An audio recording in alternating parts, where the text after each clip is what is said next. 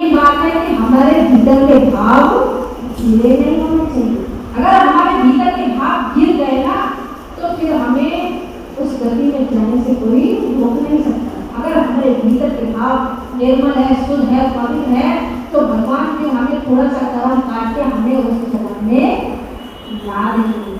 तो ऐसे ही जब जड़ भरत के नाम से वो प्रसिद्ध हुए महात्मा जड़ भरत। तो कहने का मतलब किया हुआ कर्म हमारा अकारत नहीं जाता। जो हम अच्छे कर्म करते हैं अच्छे करने का फल भी हमें अच्छा मिलता है। और भरत मुनि को तो उस बच्चे से ये नहीं कहा कि ये बड़ा हो गया भाई हमारे लिए महल बनाएगा, लेकिन उनका तो जीव के प्रति दया का था और दया ने उनके अंदर मोह आसक्ति पैदा कर दी और मोह आसक्ति उन्हें 84 में लेकर गई। वहाँ उन्हें पूर्व जन्म की स्मृति गई तो उन्होंने उस स्मृति के कारण अपने प्रारब्ध के कर्म को काट दिया और प्रारब्ध का कर्म बता उन्हें मनुष्य का शरीर मिला। और मनुष्य शरीर मिलने के बाद भी वो जड़ भरत के नाम फिर प्रख्यात हुए, प्रसिद्ध हुए। तो जड़ भरत का नाम आपने क्या सुना होगा। फिर जड़ भरत तो अपने ना भाइयों में उनकी कोई रिपोर्ट था, ना किसी से प्रेम ना प्यार, अपने भजन में ही नहीं रहते थे। और उनको जो है अपने जंगल में भाइयों ने कहा भैया ये तो ऐसा है, ये तो ऐसा है, खाली घूमता रहता कुछ करता रहता नहीं। और वो क्या जाने वो भगवान के नाम में हमेशा लीन रहता है। उसकी आसक्ति माया में ना होकर उसकी आसक्ति भगवान में ही बनी हुई थी। घर वालों ने उसे घर से बाहर निकाल दिया। अब वो जो है भगवान का भजन करने के लिए पेड़ के नीचे बैठ गया। अब पेड़ के नीचे बैठा तो राजा की पालकी जा रही थी और एक कहार उनमें कम हो गया। कहार कम हो गया, भैया कहार नहीं है तो कोई मोर तो पकड़ के ले आओ। और वो जड़ भरत बैठे थे, जड़ भरत को पकड़कर वो उस कहार में कहार के स्थान पर लगा दिया। अब जड़ भरत जो है चल रहे थे लेकिन ऐसे चल रहे थे कोई जीव जो है मेरे पैर के नीचे दबना जाए, कोई जीव जो है बढ़ना जाए। अब तो उसको भी वहाँ राजा ने बहुत दुत्कारा और उसको वहाँ से छोड़ दिया कि कैसा आदमी, इतना हट्टा कट्टा आदमी है लेकिन मेरी पालकी को ढूंढने में कितना आसान है। राजा ने भी उसको उल्टा सीधा कहते लेकिन उसने कुछ कहा नहीं। और उस जंगल में ही कुछ इंसान उसको जो है बैठा हुआ था और बलि के लिए ले गए और बलि उसको चढ़ाने के लिए ले गए। अब जैसे ही भगवान के भक्ति कोई बलि चढ़ाएगा स्वयं भगवान क्या अपना वो भक्ति कोई मतलब कोई दोषी हो तो चलो भगवान की, लेकिन निर्दोष जीव की कोई बलि चढ़ाएगा भगवान को कोई स्वीकार होगा? भगवान सहन कर सकते हैं? अपने भक्त के ऊपर अत्याचार भगवान कभी सहन नहीं कर सकते। और जैसे ही उसको बलि चढ़ाने के लिए ले गए, बलि तलवार जैसे उसके ऊपर चढ़ाने गए वैसे ही काली माता प्रकट हो गई और कहने लगी अरे मूर्खो, अरे भूतो, तुम्हें अकल नहीं है, तुम मेरे भक्त की बलि जो है मेरे को दे रहे हो।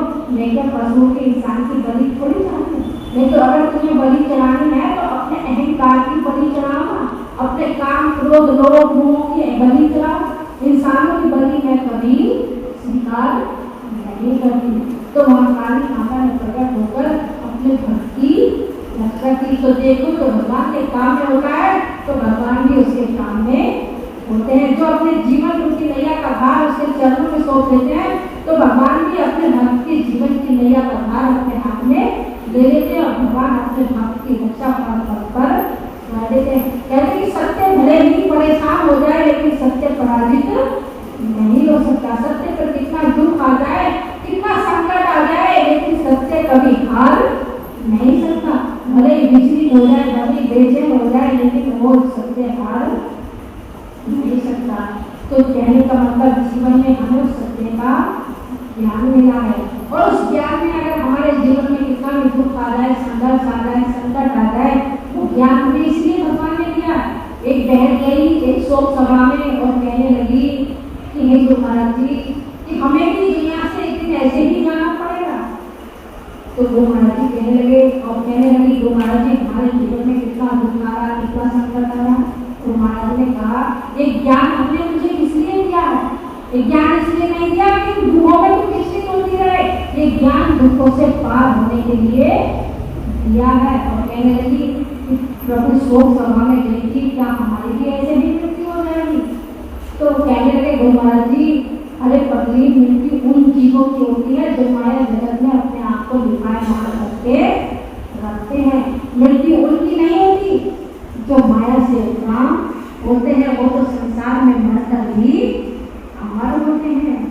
जो माया संसार के लिए ही जीते हैं, संसार के लिए मरते हैं, तो वो लोग तो मुक्ति के ही पात्र बनेंगे।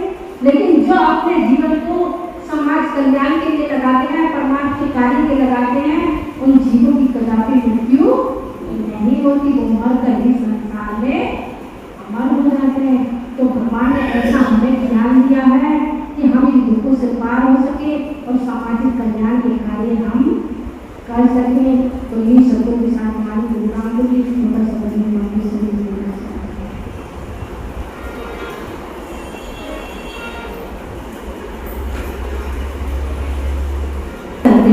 शरण में आ तुझे गरे मोती माला में आशा शरण में आ तुझे गरे मोती माला अकेले लोरे आत्मज्ञान अकेले लोरे आत्मज्ञान तुझे